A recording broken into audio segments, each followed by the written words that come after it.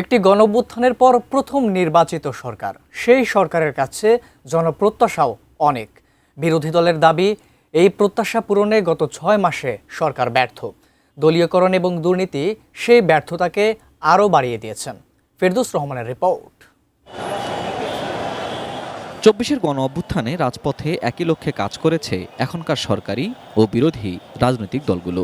সেই প্রত্যাশার মূলে ছিল একটি গণতান্ত্রিক ও জনমুখী সরকার গঠন।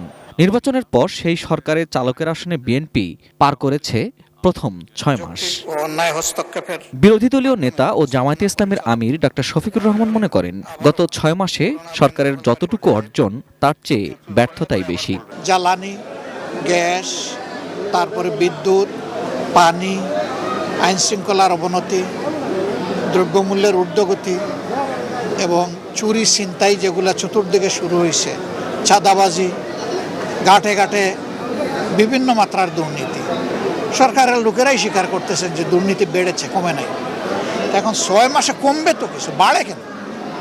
এর আগে ওনারা বলতেন, আমরা বলি নাই, ওনারা বলতেন যে নির্বাচন হয়ে গেলে সব কিছু ঠিক হয়ে যাবে।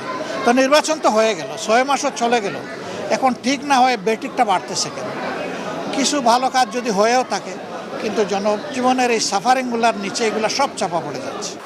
একই মত জাতীয় নাগরিক পার্টির সদস্য সচিব এবং সংসদ সদস্য আখতার হোসেনের। তিনি বলছেন, গণভোটের রায় বাস্তবায়নে ভূমিকা না রাখা এবং বিভিন্ন প্রতিষ্ঠানে দলীয়করণ সরকারের প্রতি মানুষের আস্থাহীনতা তৈরি করেছে।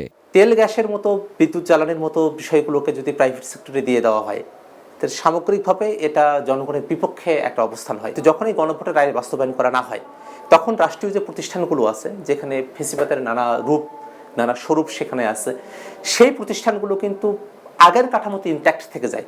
তো সেই কাঠামোটাকেই শুধুমাত্র এখন বিএনপির লোকজনকে বসিয়ে সেটা পরিচালনা করবার এক ধরনের মানুষ আমরা এই সরকারের মধ্যে দেখছি। আখতার হোসেনের মতে, জনকল্যাণমুখী কাজেও সরকার ব্যর্থ। এখন ওষুধকেও একটা প্রাইভেট সেক্টরে দিয়ে দেওয়া হচ্ছে।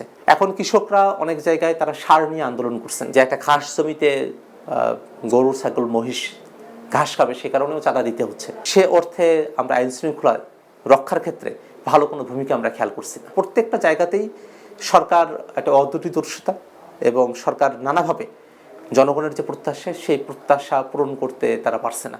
বিরোধী দলীয় নেতা অবশ্য সরকারের মূল্যায়ন জনগণের হাতেই ছাড়তে চান। তার মতে, এখনো যে কোনো গঠনমূলক কাজে সরকার পাশেই পাবে বিরোধী দলকে। বিরোধী দল হিসাবে আমরা একটা কথা বললে ওনারা বলবে বিরোধিতার খাতিরে বিরোধিতা। Late the people to decide the matter. Ferdous Rahman, ATN news, Dhaka.